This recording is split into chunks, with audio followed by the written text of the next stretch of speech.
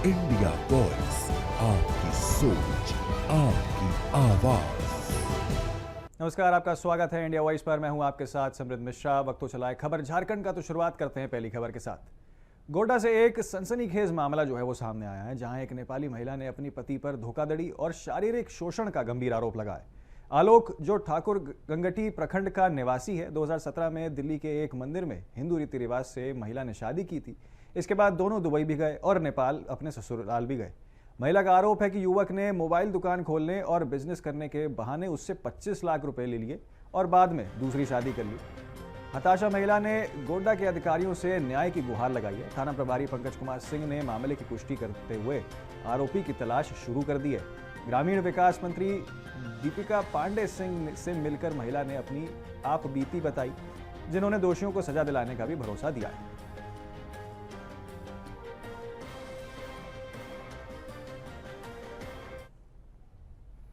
खबर जमशेदपुर से है, जहां पूर्वी के विधायक पूर्णिमा दास साहू ने अपने जन्मदिन के अवसर पर अपने विधानसभा क्षेत्र में महिलाओं के बीच श्रम कार्ड का वितरण किया। इस मौके पर बधाई देने वालों का तांता जो है वो लगा रहा। विधायक ने कहा कि महिलाओं को आत्मनिर्भर बनाने के लिए ये एक बेहतर कदम है।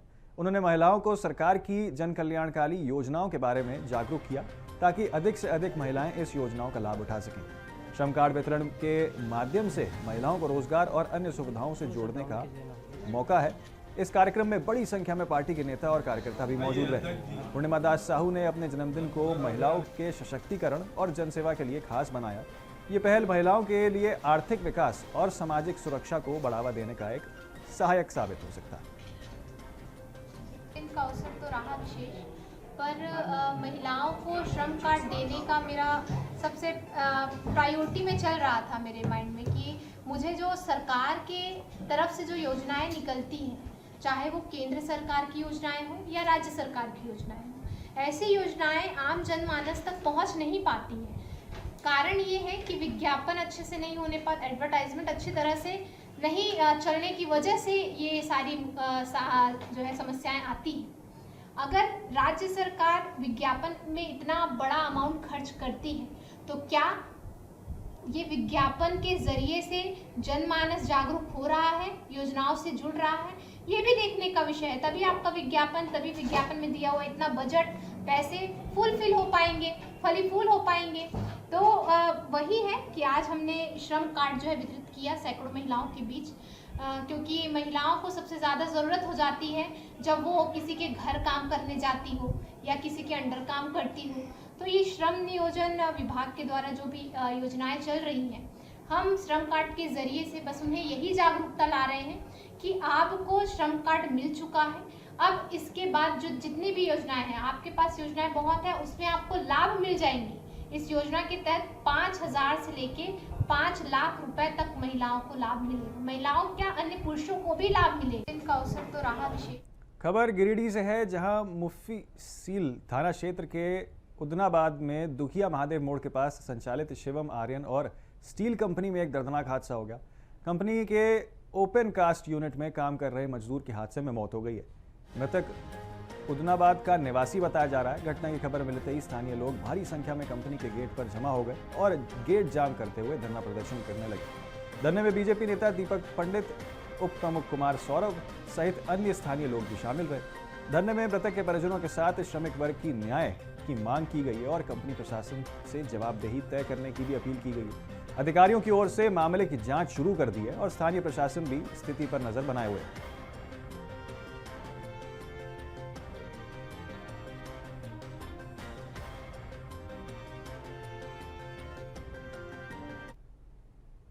खबर धनबाद से है, जहां सर्किट हाउस में प्रेस वार्ता के दौरान झारखंड के पूर्व मुख्यमंत्री और बीजेपी प्रदेश अध्यक्ष बाबूलाल मरांडी ने रामकलानी खदान हादसे को कृत्रिम आपदा करार देते हुए गंभीर सवाल खड़े कर दिए।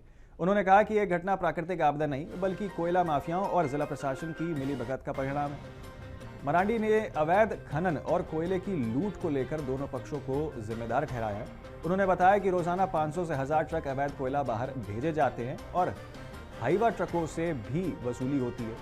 मरांडी ने बताया कि हादसे वाले क्षेत्र में लगभग 50 परिवार जोखिम में अपना जीवन यापन कर रहे हैं और सरकार और जिला प्रशासन को उन्हें तुरंत सुरक्षा जो है और सुरक्षित स्थानों पर पुनर्वास करना चाहिए।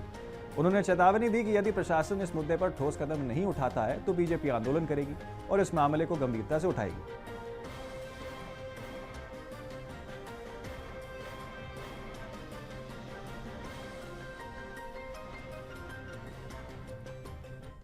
और कल जा करके मैंने देखा उसको, तो देख करके ऐसा लगा, और जो लोगों से भी जो मैंने बातचीत करता हूँ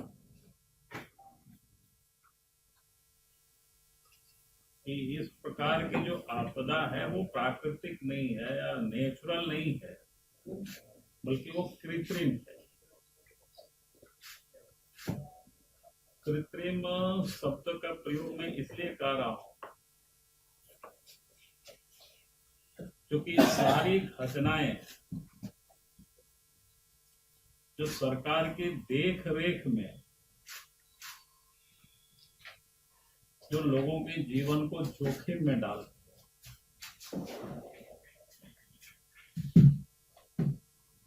जिस प्रकार से कोयला माफिया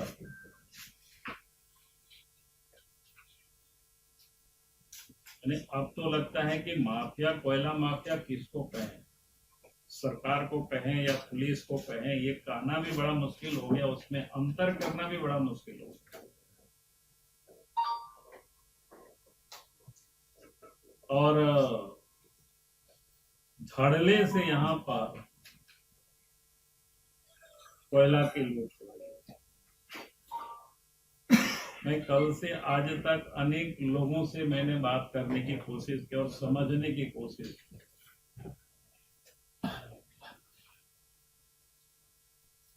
कोई बताता है 500 इलीगल ट्रक निकलता है, कोई बताता है 1000 ट्रक इलीगल निकलता है।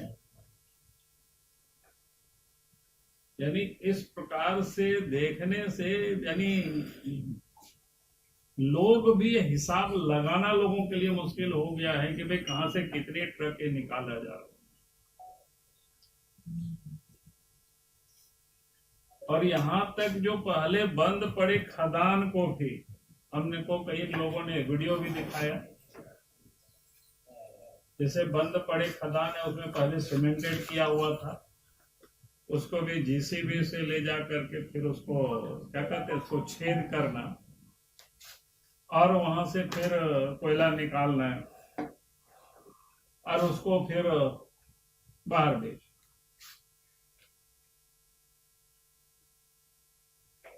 और उसके बाद यहाँ तक लोगों ने मुझे बताया जो हमारे उसमें भी कोई एक रोकता नहीं, समझ में नहीं आया। मैंने कहने का मतलब जिससे जितना जिस प्रकार से लोग पकड़ते हैं या बनाते हैं,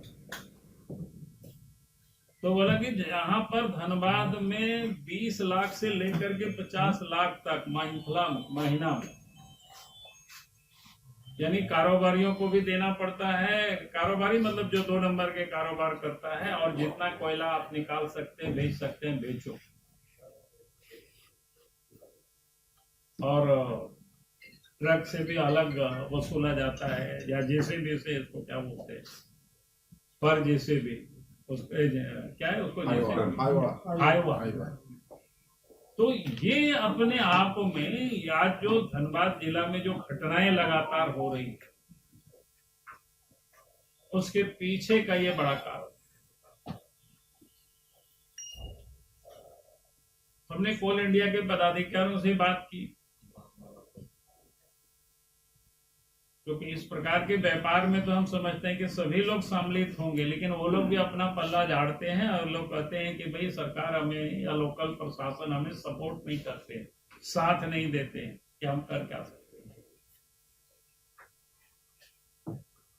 तो आज धनबाद जिला में जिस प्रकार कोयला की लूट मची हुई।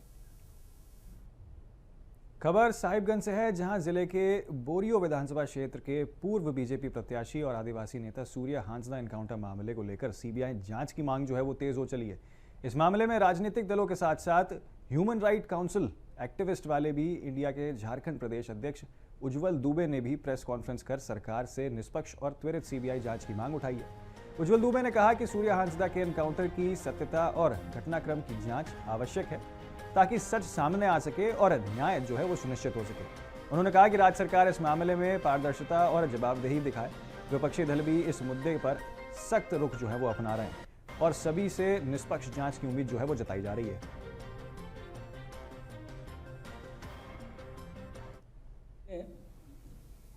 सूर्या हासदा का एनकाउंटर हुआ था पुलिस के द्वारा और हम लोग ये बहुत गंभीर विषय पर आज प्रेस कॉन्फ्रेंस कर रहे हैं। सूर्या हासदा महज एक एनकाउंटर नहीं है। सूर्या हासदा एक इमोशन हो गई है झारखंड के लिए। सूर्या हासदा एक विषय हो गया है पक्ष और विपक्ष दोनों के लिए। हमारा ह्यूमन राइट्स काउंसिल इंडिया के झारखंड प्रदेश अध्यक्ष होने के नाते हमारा ये कर्तव्य है कि हम इस पर सरकार से मांग करें कि इसकी जुडिशियल या सीबीआई इंक्वायरी हो, ताकि किसी के भी मन में जिस भी तरीके का सवाल हो वो दूध का दूध और पानी का पानी हो जाए। पुलिस और प्रशासन को मैं गलत नहीं बोलता हूं, साथ ही साथ मैं सूर्या हासदा की पत्नी उनकी मां के स्टेटमेंट को भी सुना हूं, मैं उनको भी गलत नहीं मानता। इस पर एक मानवाधिकार आयोग के प्रदेश अध्यक्ष होने के नाते हमारा सरकार से सिर्फ इतना दरख्वास्त है, और जो कि अन्य नागरिकों का भी है, कि इसकी एक साफ सुथरी सीबीआई इंक्वायरी हो जाए। और मुझे लगता है कि माननीय मुख्यमंत्री जी ये कर भी देंगे। बिल्कुल इसी बात को मैं आपके सामने रख रहा हूँ। ये महज एक इत्तेफाक है या पुलिस एनकाउंटर है। जो दाग कहते हैं, जो सबूत कहते हैं, वो पोस्टमार्टम में आए होंगे। और अगर पुलिस डिपार्टमेंट, अगर सरकार सीआईडी को ये जांच दी है तो सीआईडी भी पुलिस प्रशासन का ही अंग है। तो क्यों सरकार अपने ब्लेम लेने को तैयार है? क्यों नहीं इसको स्वच्छ छवि दिखाते हुए स्वच्छ मन से जो है इसको सीबीआई के अंदर दे दे, ताकि सूर्या हासदा के भी लोगों का, उनके परिवार के भी लोगों का किसी प्रकार का मन का जो शंका है वो दूर हो जाए। यही तो मांग है कि ये पंकज मिश्रा एक बहुत ही प्रतिष्ठित नेता हैं। एक बहुत छोटा सा ब्रेक ले रहे हैं, जल्द लौटेंगे। आप बने रहिए इंडिया वॉइस के साथ। तो ब्रेक के बाद स्वागत है आपका। चलिए आगे बढ़ते हैं बाकी खबरों की ओर। खरसावां जिले के चांडिल प्रखंड स्थित रुचाप पंचायत के डेम रोड पर खुली विदेशी शराब दुकान को लेकर ग्रामीणों, खासकर महिलाओं का गुस्सा जो है वो फूट पड़ा है। आदर्श कॉलोनी सहित आसपास की सैकड़ों महिलाओं ने शराब दुकान के बाहर जोरदार प्रदर्शन किया और दुकान का शटर गिरा दिया। महिलाओं का आरोप है कि धनी आबादी और धार्मिक स्थलों के पास नियमों का जो है वो दिन दहाड़े यहाँ पर खुली गई है और जिसका उल्लंघन जो है यहाँ किया जा रहा है। सिर्फ 100 मीटर की दूरी पर मंदिर और स्कूल हैं, वहीं 200 मीटर पर सरकारी विद्यालय स्थित है। ग्रामीणों का कहना है कि दुकान में सिर्फ शराब बेची नहीं जाती बल्कि खुलेआम पिलाई भी जाती है, जिससे नशे में धुत लोग महिलाओं से अभद्रता करते हैं। महिलाओं ने चेतावनी दी है कि यदि दुकान नहीं हटाई गई तो प्रदर्शन और उग्र होगा। एक सप्ताह पहले एसडीओ को ज्ञापन देने के बावजूद कार्रवाई नहीं होने से लोग यहां पर काफी नाराज दिखाई दे रहे हैं।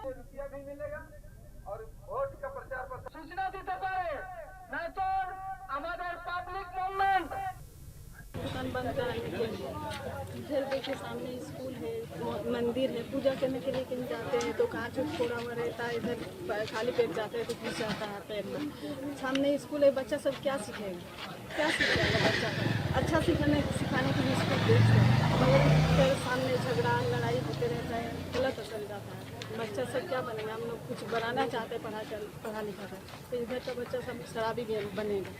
तो शराब दुकान खोला गया किसी भी एंगल से, इस जगह शराब दुकान नहीं खोलना चाहिए। सामने इतना स्कूल है, मंदिर है, जहरा है, इतना घनी आबादी है, इस इलाका में ये शराब दुकान धड़ल्ले से चल रहा है। ये समस्याओं को देखते हुए यहाँ का महिलाएं ऑटोमेटिकली कोई संगठित नहीं किया, वो लोग अपना दुख दर्द को लेके आके बैठ गया धरना में। और 7 दिन पहले हम लोग अनुमंडल पदाधिकारी को जाके ज्ञापन दिए हैं और उन्होंने बोला कि कार्रवाई करेंगे, लेकिन अभी तक कार्रवाई का कोई ये नहीं इशू आया। इसीलिए आज ये साधारण महिलाएं जो घर में बैठ कर रहती है, घर से बाहर नहीं निकलती है, आज मजबूर हो गया इस मुद्दा को लेकर आज सड़क में आके बैठी हुई है। और आप लोग को बता चुके हैं कि यहाँ शराबियों का किस तरह वो उपद्रव है। रोड में आपका बोतल फोड़ देता है, वो लोग बच्चा को ले जाने आने जाने में। और सबसे बड़ा बात क्या है जानते हैं? ये हमारा नदी है सामने, बामनी नदी, यहाँ हमारे माँ बहनें जो नहाने जाती है तो वो लोग मतलब जो दारू पीता है, आपको अच्छी तरह मालूम होगा, वो लोग का इंसानियत भी खत्म हो जाता है, कुछ भी कमेंट कर देता है, कुछ भी बोल देता है। इसी तरह से घटना बार बार आ रहा है। तो ये मान सम्मान को लेके यहाँ का समाज का आदमी को लगा कि यहाँ दारू दुकान बंद होना चाहिए, तो ये दारू दुकान बंद करने के लिए आदमी अपने आप आंदोलित होकर बाहर आए हैं और उसमें हम लोग भी सहयोग कर रहे हैं कि यहाँ दारू दुकान नहीं बंद चलना चाहिए। यहाँ जागरूकता बंद हो और जहाँ खुले प्रशासन उससे कोई लेना देना नहीं। और एक चेतावनी देना चाहता हूँ मैं इसके माध्यम से प्रशासन को, प्रशासन अगर इसको अच्छा से समस्या का समाधान ना करे तो ये जन आंदोलन उभरते रहेगा। खरसावा के अर्जुना स्टेडियम में 3 दिवसीय प्रखंड स्तरीय खेलो झारखंड प्रतियोगिता 2025-26 का उद्घाटन हुआ है। इस अवसर पर जिला शिक्षा पदाधिकारी कैलाश मिश्रा, प्रखंड शिक्षा पदाधिकारी नवल किशोर सिंह और विधायक प्रतिनिधि अनूप सिंहदेव ने दीप प्रज्वलित कर कार्यक्रम का शुभारंभ किया। जिला शिक्षा पदाधिकारी ने खेलों के महत्व पर जोर देते हुए कहा कि शरीर में स्वास्थ्य और मस्तिष्क का निवास होता है। स्वस्थ मस्तिष्क जो है उसका निवास खेलों के जरिए होता है। उन्होंने बताया कि खेल न केवल शारीरिक स्वास्थ्य बढ़ाता है बल्कि शारीरिक और आध्यात्मिक विकास में भी इसकी मदद होती है। खेलों में समन्वय, रणनीति और टीम वर्क जो है इसकी भावना से विकसित होता है। प्रतियोगिता में खो खो, कबड्डी, वॉलीबॉल, फुटबॉल के साथ साथ विभिन्न दौड़ और कूद जैसी एथलेटिक्स के आयोजन जो है वो किए गए थे।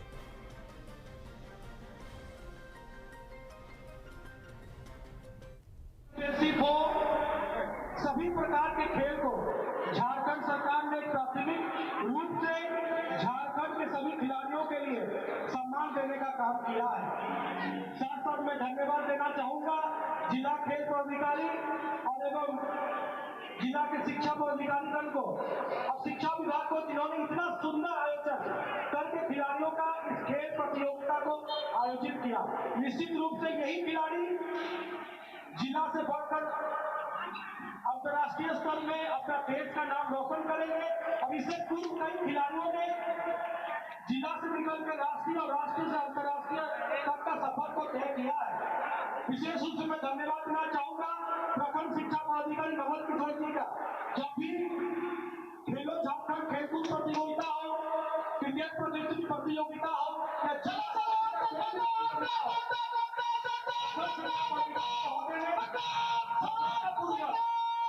को संचालन किया और खिलाड़ियों का अवसर दिया कि उनका जो एक हिडन टैलेंट, जो उनका हुनर है, चाहे शिक्षा के माध्यम से हो, खेल के माध्यम से हो या कोई भी अन्य प्रतिभा के माध्यम से हो, यहाँ के खिलाड़ियों ने अपना नाम का स्थापित किया है और जो आने वाले दिनों में निश्चित रूप से यहाँ के खिलाड़ी भारत का नेतृत्व करेंगे और भारत का अपना नाम बनाएंगे।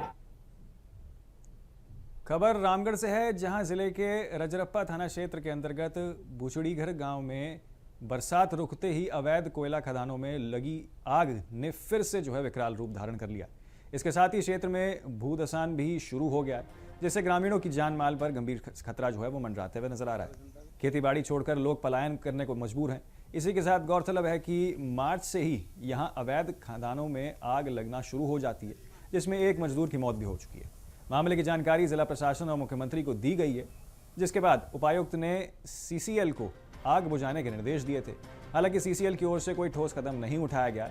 अब फिर आग भड़काने से ग्रामीणों में भय का माहौल जो है वो बना हुआ है। उनका कहना है कि यदि जल्द कार्रवाई नहीं हुई तो बड़ी दुर्घटना से इनकार नहीं किया जा सकता। स्थायी समाधान की मांग जो है वो तेज कर दी गई है।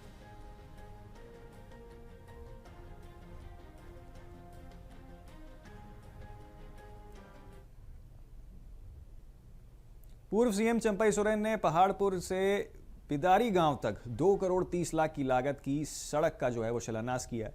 असल में राजनगर प्रखंड में इस 4 किलोमीटर पक्की सड़क का निर्माण कार्य हुआ है। मौके पर क्षेत्र के तमाम लोग मौजूद रहे। वहीं इस दौरान पूर्व मुख्यमंत्री चंपई सोरेन ने कहा कि हमारी मुख्यमंत्री काल में इन सड़कों की स्वीकृति की गई थी, जिसका शिलान्यास किया जा रहा है।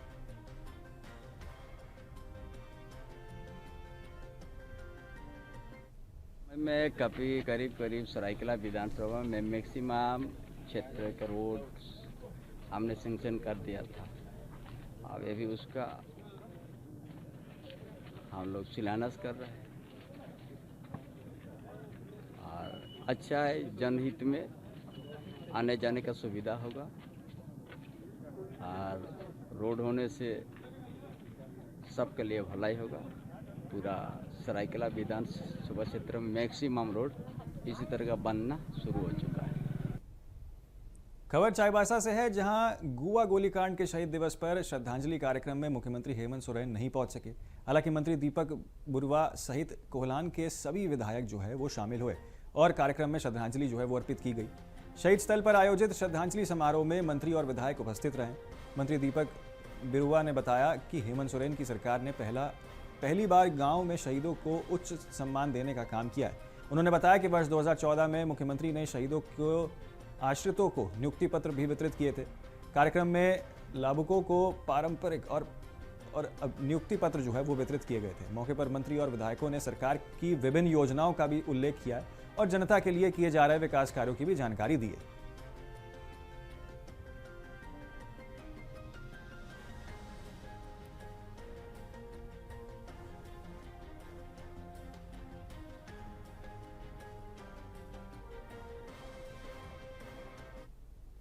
रांची के सिल्ली थाना क्षेत्र में देर रात अवैध बालू खनन को लेकर जो है हंगामा मच गया। स्थानीय लोगों ने रात करीब 1 बजे 10 बालू लदे हाईवा और ट्रक पकड़कर पुलिस को सौंप दिया है। सभी वाहनों को फिलहाल सिल्ली थाना परिसर में जब्त कर लिया गया है और चालकों से पूछताछ जो है वो की जा रही है। ग्रामीणों का आरोप है कि नेशनल ग्रीन ट्रिब्यूनल यानी कि एनजीटी के आदेश के बावजूद इलाके में बालू का अवैध उठाव और कारोबार जो है वो बड़े पैमाने पर चल रहा है। सिल्ली और सोनाहतू थाना क्षेत्र में अवैध धंधे को लेकर अक्सर विवाद और तनाव की स्थिति जो है वो बनती रहती है। पुलिस मामले की गंभीरता को देखते हुए जांच में जुट गई है और दोषियों के खिलाफ कड़ी कार्रवाई का भरोसा जो है वो दिया गया है।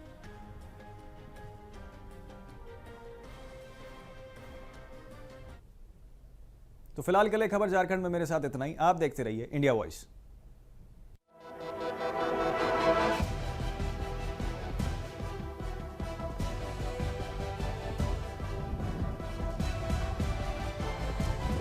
इंडिया वॉइस, आपकी सोच, आपकी आवाज।